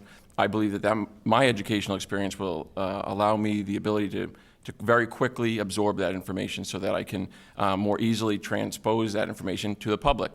At the end of the day, my number 1 goal is transparency. Anybody who's talked with me, anybody who's seen me at town meeting, It's about honesty, transparency, we the people. I believe that government officials are elected and appointed to facilitate the freedoms of the people, the right of freedom, of pursuit of life, liberty, and happiness, and that is just very important to me. Thank you very much. Those are the opening statements. Those cards really do help, don't? All right, let's start with Kathy Gallerani. Questions for the candidates here for Board of Assessors. Are the taxpayers being fairly assessed across the board? Who would you like to speak with Daniel first? Dan Harlow. I do not believe they are. I speak with a number of citizens on a daily basis, property owners, and they all, I shouldn't say all, but a lot of them tell me the same thing. They're finding discrepancies on their property cards. Very clear, blatant discrepancies that shouldn't exist. Things on the outside of homes. People are being taxed on tool sheds that don't exist, fireplaces that don't exist. That's unacceptable to me. It just is, because those are very simple things that should not be happening. I don't think that as citizens or property owners or taxpayers that we should have to file abatement applications to correct these discrepancies. It's also very troubling to me where I've heard members of the current Board of Assessors make comments that sometimes there are intentional things put on property cards in order to force inspections of property owners. That is, again, unacceptable to me. The tax collector's office has an 1.5-inch thick folder of papers of information that was presented by the assessor's office, all with different discrepancies. This is in addition to the things that I find on a daily basis in my own reviews of the documents. I've been doing this since 2014. I've been trying to talk to the assessor's office, trying to get information, and I want to really bring that to light. So no, I don't believe they are. Okay. Same question for Charles? Yes. Senior? Okay, same question. I think that what you need to look at is, in the town, people are going to have some discrepancies. And I've been a member of that discrepancy myself in a different town. Still brought it up, I don't know how many times, but one way or the other, it got corrected. I think the assessors themselves can go and go forward with this. They can go and correct some of these problems without having to put an abatement in.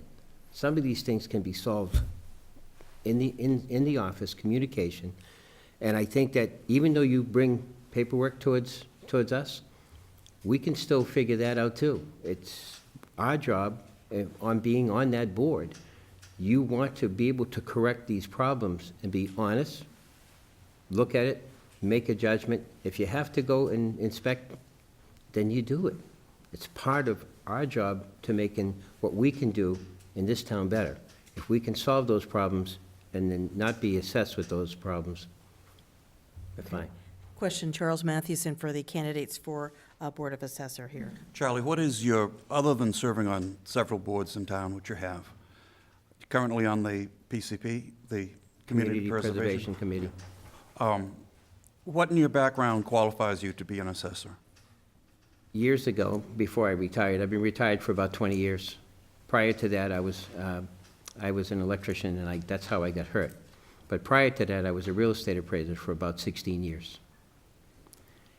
I worked for mortgage companies, banks. I worked for the court system every once in a while. And I brought that to the table to try to help out, be part of this team. Thank you. Dan, you say there are discrepancies in the cards. Practically, how would you address that? How would you solve those? Well, one of my main goals is to create informational packets for the town residents so that they're better able to understand their property cards. I haven't spoken to one resident in the town of Kingston who's a taxpayer who's been able to fully comprehend their property card, and I don't believe that's their fault. I believe that's the fault of the government that's entrusted to provide that information. And so I think that if the citizens are better equipped with information on how to discern and determine what the information on their property cards mean, they'll be better able to discuss with the assessing department, ask questions, or I shouldn't say ask questions, but present information and say, this isn't correct and this is why it's not correct.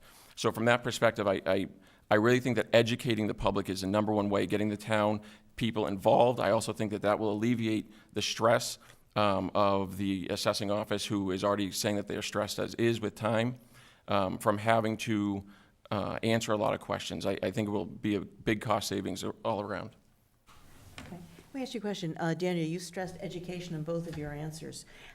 Would you consider doing something, when you talk about educating the people in town, would you hold open houses, workshops, something like that, where people could just come casually and have, say, like 3 or 4 tables set up with different aspects of an assessment, to just sort of on a less combative route and a more just educational, hey, I want to find out about X, Y, Z. Is that something that has been done? Is that something that you would consider? Do you think it would make a difference? So I absolutely think that would make a difference. Again, one of the goals that I have is to try and create seminars or YouTube videos in which residents can view information about their property cards, get an education that way. I actually had really intended on wanting to do workshops with the citizens, maybe once a year, maybe even do workshops during the Board of Assessor meetings where citizens can come in, ask questions, especially if they're not able to do so during the day, in a welcome environment where they will get consistent, honest answers. I think consistency is key. I know of multiple citizens going into the assessing office, they ask the same question and get 2 different answers. That's unacceptable to me. I think citizens have to be consistently provided the same information.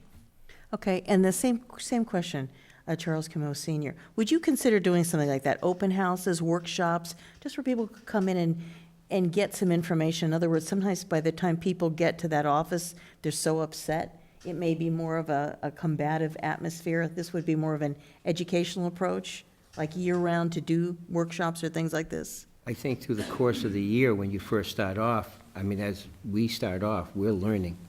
As we learn, if we can enhance those workshops and make it happen, I don't know the process we would have to take to make those workshops happen.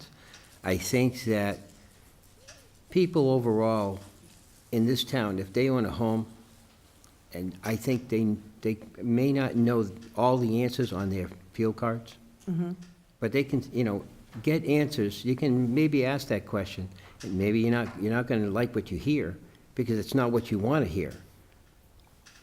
The reason why they create this board is so that we can hear what you have, what you have to offer. Okay. And so, just hoping that taking that transparency and making that happen for those workshops, it would be helpful. But I also think that you gotta, you have to first figure out get your feet wet when you walk through the door. Let me take a quick follow-up question. What's the average assessed value of a home in Kingston? Charles?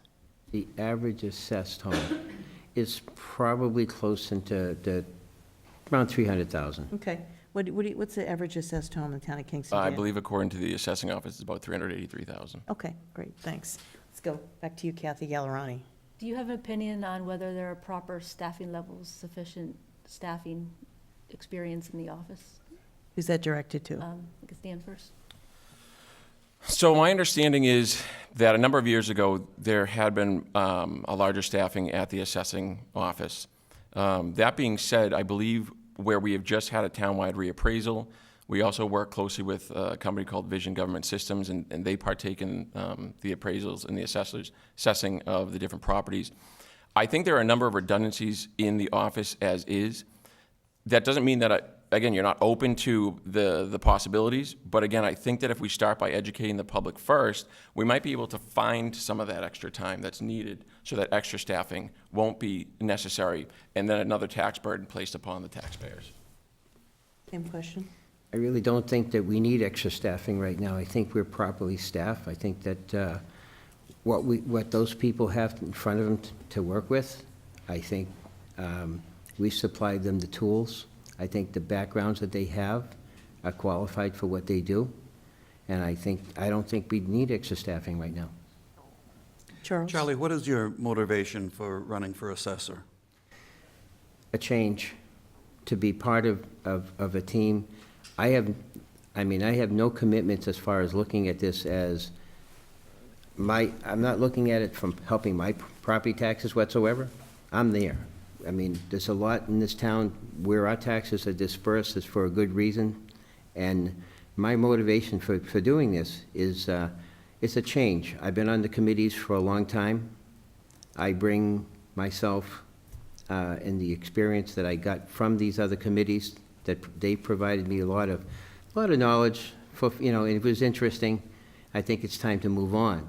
So for me, I want to be part of that team on the Board of Assessors to see what I can do. I'm giving my time. I have that time to give. It's what I want to do at this point in my life. Dan, same question, and you've been a vocal critic of the assessing process for some years. Do you have a motivation beyond your own property?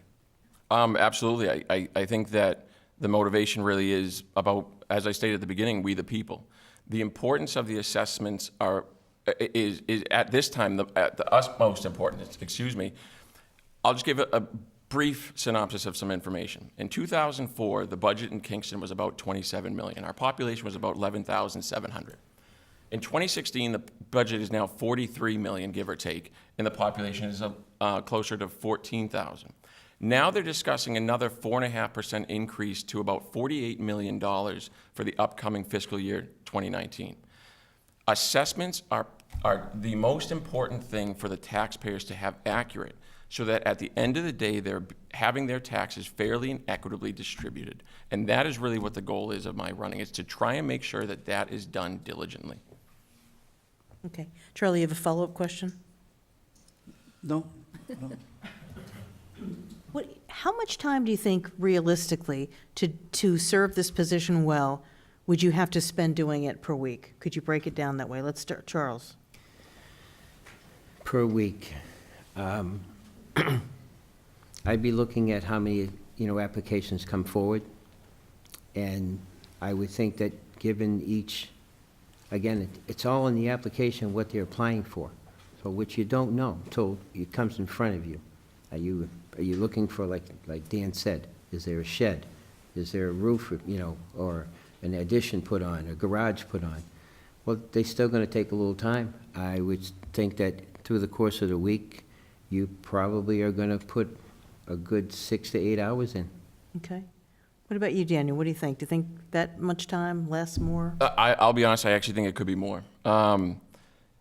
Anybody who knows me knows that I'm pretty tenacious when it comes to doing research. I'll say earlier this week I was up till about 3 a.m. just because I went down a rabbit's hole. Someone had presented some information to me with regard to an assessment on a property. I just became very curious. And so usually I don't stop until I feel satisfied that enough research has been put into it. So, I mean, it's very difficult to put an actual time constraint on it because, ironically, as Charlie stated, it depends on how many applications or comments come in. If I get emails that are inundating my inbox, and I have every intention on finding out information for those citizens and getting back to them. Okay. Let me ask you a follow-up question. You're young, you're obviously very smart, you have a lot of energy, and you're very tenacious. Why aren't you running for the Board of Selectmen? To be honest, it's a very simple answer to me. I think that the assessments are more important at this point than the Board of Selectmen. I will be 100% honest when I say, because people have asked me that question, that I would probably be a very different voice than a multiple people who sit on the board right now.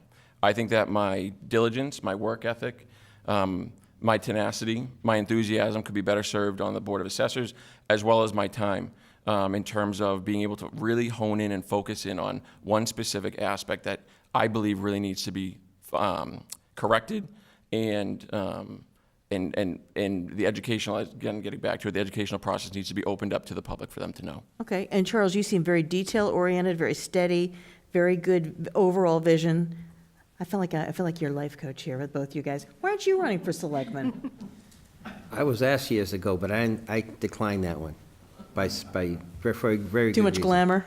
Yeah, It's tough. that big light over there is just too hot. I know it is. I feel like it's melting my hair right here. Okay. Another question for the candidates, Kathy? Okay. Okay. Any questions from the audience for our candidates for assessor? Really? Okay, this gentleman right here. My name is Russ Boydell, and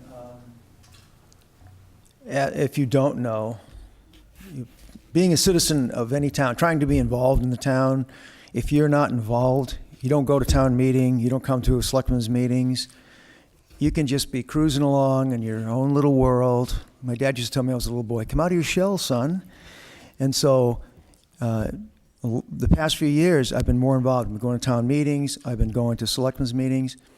And you can get, like we talked about, Vision does our property cards, and you can just keep paying your taxes unless you start looking at your cards. And I can tell you right now, because that's public information, that's what I've done. I've started looking at property cards, not only in my property, but other people around me in the town, and there are a ton of discrepancies, a ton. Now, So do you my have a question? I have Okay. a question. I'm leading All to the right. question. My question is, how will we make everything the same? So as far as saying, okay, you have a waterfront property, but you have a water view property, or you have so many square feet or on your property, and you get assessed at this value, but another guy can have less, and he gets assessed at a higher value. How would you correct that to make, like I think Danny alluded to earlier, make it fair and equitable for everybody? So if I come to your house and I can see the water through one window, oh, you get a water view property, but some guy can be right on the water, he gets the same assessment. How would you correct that? Okay, who do you want to start with, Daniel? Doesn't matter. Okay, Daniel Harlow. Again, standardization is very important. Education, again, comes back to the educational aspect. If the assessors are going out and the assistant assessors are going out and they're placing taxation on a property or assessed values on a property, they have to have something to justify that, in my opinion. I ironically have heard that same comment and question about the objectivity versus the subjectivity of something. I believe that you really have to come up with a standardization for it. And the thing that the Board of Assessors constantly states is it has to do with the sales. Well, that's fine. And they say that appraisals aren't worth the paper that they're written on. So it does come to the question of how do you determine what the difference is between, because at one of the assessor meetings that I had attended, the question was asked, how do you determine who gets, for example, a water view versus someone else? And the response was, well, if you can kind of stand on the corner and see the water. That just doesn't seem like a very, I don't know how to say, accurate way of doing things, because one guy might be taller than the other guy, and he might be able to lean a little bit further. So I think that looking into how those assessments are added onto property cards is important to begin with, and then from there you can come up with a better standardization that, again, will educate the public as to how it works. Okay, same question for Charles Camo Sr. I think some of that, what Danny's saying is true. But there's the other side of it, and that's this. If you got a waterfront property and you've got the backyard, and I'd be the first person to tell you, I'm in that situation, I'm paying more than the guy behind me. But to fix that is what part of it, I mean, he's not up front. It's a different situation when you're talking water view, and you're talking, if you really take a look at the other picture, let's take a look at, you got a home in Indian Pond, say, and I'm on the water. We're assessed, but it's not water view, it's not waterfront. So there has to be some sort of adjustments between once you leave the water to the point where you get down to the lake over there at Silver Lake. There's going to be a lot of discrepancies in some of these things. The only way we're going to fix it is people like yourself coming forward, and then let the team try to pull it together. You're there too. You're making your case. We're there to hear you so that we can put it together to try to give you the right answer that you're looking for, and hopefully it's the right one. Okay. Any more questions from the audience for the Board of Assessors people? Okay. Can I ask one more question? Thank you. Kevin? Okay, come on up.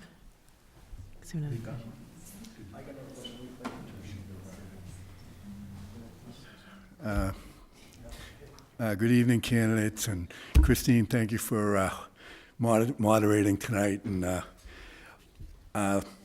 so my question has to do with a little bit out of my area, but assessing.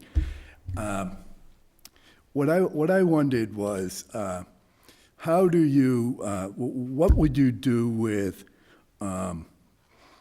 commercial assessment and residential assessment, and how will, going forward, Airbnb and such businesses affect residential property taxes? Okay, let's start with Charles this time. I think that if you're just looking at just Airbnbs or commercial, you're talking two different things, but kind of. But let's just look at the commercial of aspects. To bring commercial into this town, it has to be assessed at a different rate than the typical home. It's not the same. And if you're looking at an Airbnb, it's not next door to this car dealership. It's in a residential neighborhood. And there should be an adjustment there. There should be an adjustment for Airbnbs, because people are leaving their homes, bringing somebody else in.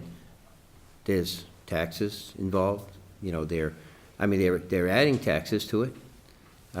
So I think that you should really look at it, that it should be assessed differently. I agree with you there. Okay, same question, Dan Harlow. So with regard to commercial properties in the town of Kingston, they're already assessed differently than residential homes. Commercials are based on an income value approach versus residential, which is typically a market-based approach. That being said, I think it's a fine line between considering, say, an Airbnb, a commercial entity, versus a residential. Because again, if you look at the income value approach, for example, if you look at businesses in the town of Kingston, I'm not saying that they aren't paying their fair share, but I know of some very successful businesses that when you look at what they pay in property taxes, it's actually significantly less than a home that is a residential that might be doing Airbnb already. So again, you have to look into, is it equitable to place an even higher burden on a property that might be doing something like an Airbnb, especially considering the fact that an Airbnb doesn't tax the school system. It doesn't add stress to the infrastructures of town in the same way that, say, a full-time resident would. Additionally, it brings in tax revenue via other methods such as the sales tax, the food tax that Kingston already has in it. So I have to say that you'd have to look at those types of things and factor in whether they really should be assessed differently. Okay, and you had one more question you wanted to ask? Sure. I'd like to ask about the property cards. I know that the property cards that we have in our town, I've studied them a lot myself, and it's hard to understand what all the meanings are when it's this percent and that percent. How do you see, would you see standardizing those so that it's easier for a resident who wanted to look at his property card to understand totally what's going on for his taxes for each individual item that you're being taxed for? Okay, let's start with Dan this time. Again, going back to what I've been saying about education in informational packets, I think that that's something that should be included in terms of how is the adjusted base rate determined? How is the value of your land factored in? How does, for example, having a tool shed change? How does having shingles on your house versus vinyl siding affect? All those things, I think, can be very easily summarized in an informational handout that should be readily available for the public so that they really can very easily see how things are done, how different aspects of their home, and even if they wanted to put an addition on their home, for example, how the addition would ultimately impact their taxes or via their assessment. So I think that by doing so, you really could create that knowledge base that citizens, I really do believe, deserve to have. Okay, same question, Charles. I think that what you could do is you could take those field cards and you could add another card to that to explain the areas, which is still, again, with education, but you can explain these areas that you're looking at. If you're looking at just three letters and you're saying, oh, what does, S means? Well, you could find that, again, you could ask the question and get the answer, or if you've got the time, which you have, most people should have the time, they should really look at those field cards. They should understand those field cards. And if the answer is given to them right there, then they don't have to ask the question. They're on their own. And a lot of times when you're on your own, you can get a little bit further ahead. But if the information has to be there for you. Okay. Okay, one more question, okay. So, again, I'm a little fish out of water here, but does the how much value would you put in the historical assessments on the cards? And do you think, like, if we have 4 nor'easter storms and someone's fence blows down and they put up a new vinyl fence, that should change the cards. Okay, let's start with Charles this time. I don't think it should change the cards. I think that there's certain things, like, that what you do in your property, if it's a replacement, in towns today, you almost have to go to the building department to ask them to get a permit to put your fence, repair the fence. So I don't think that, it shouldn't change. Whether you use, what material you use should not matter. You put up a fence, whether it's wood or vinyl, I wouldn't change it. Okay. What about the history, Charlie? The history of, on a home? Cards, Of the, like, is there any value in the way the assessment has been done by the previous assessor's office? I know there's been a lot of changes in as far as just, between the historical of cards. Cards have changed a lot. Cards have changed a lot since my day of appraising as well. Today, you can pull the cards, but today you can go, again, to that new computer that everybody can go to, and you can pull up whatever, whichever one you want, anybody in this town. It's available there. The question is when you first look at it, it says, how do I use this? There's some guidance there, but that could help. I know that even when I was appraising in the day, they were there, and I still had to, maneuver my way through. But once you learn, and every town is different. Some of these towns have different computers, and you figure this out in their assessment. So yes, the cards change. They've changed a lot since in the last 10 years. Okay. I know my card has changed. All right, Daniel, same question? With regard to the first part of your question in the historical significance of the accuracy of the cards, I think that's a very tough question to ask, especially considering that in, I believe it was 2014, one of the assistant assessor had been indicted for manipulating property cards. And then subsequently on the heels of that, the town did a townwide reappraisal through a company called KRT, if everybody is familiar with that. On the heels of that, they only got into about half, maybe less than half the property. I think it was 2,400 out of the 5,500 parcels that are in the town of Kingston.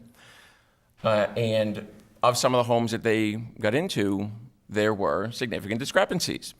So from the historical significance, I think that there might be a good base there, but I think that even the town had questions about the historical significance and the accuracy of the cards, especially considering the steps that were taken.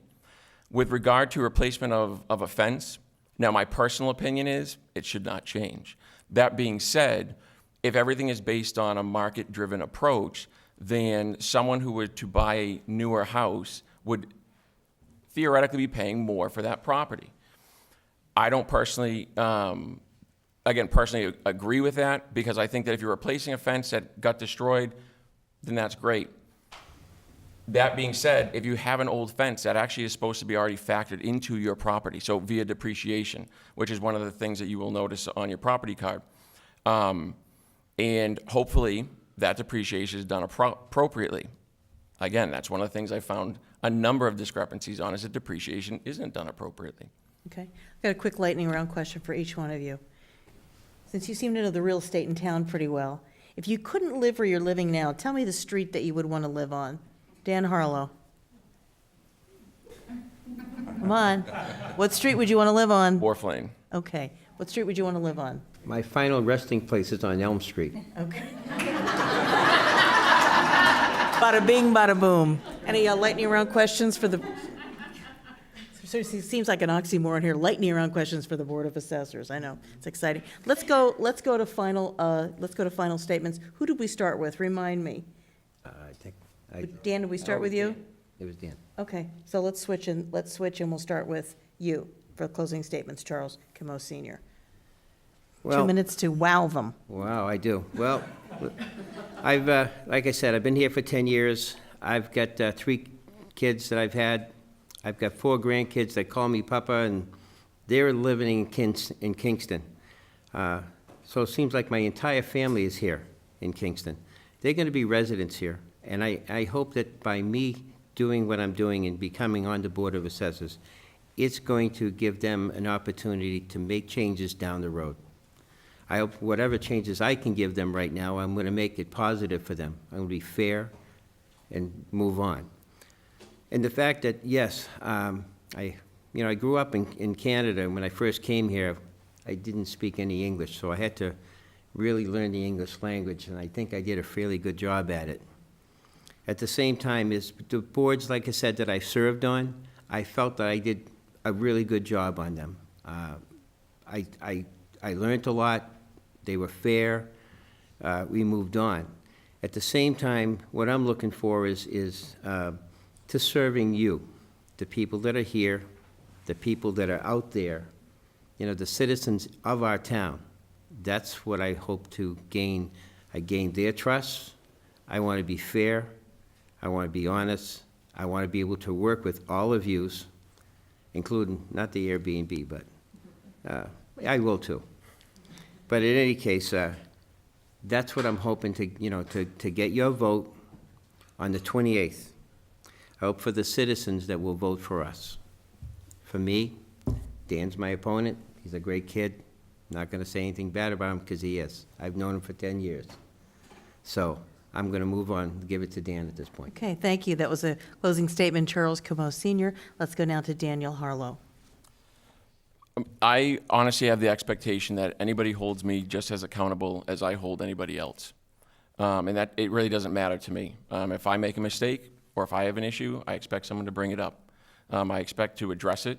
I expect it to be candid. If anybody is on Facebook, anybody out in TV land that sees me on Facebook, I have no problem answering questions. I have no problem putting my platform out there. I have no problem explaining what my goals are. I think from the perspective of just over the overarching picture of what's going on, we have increasing tax burdens on the taxpayers. And I don't want to sound like a broken record, but that's very important. And again, the assessments are key to that aspect. I can't stress that enough. I also think the notion that we have a tax collector's office, that again, I brought this prop up here for a reason. They have it over 1.5 inches of papers with incorrect information. Now, I'm not placing blame on anybody.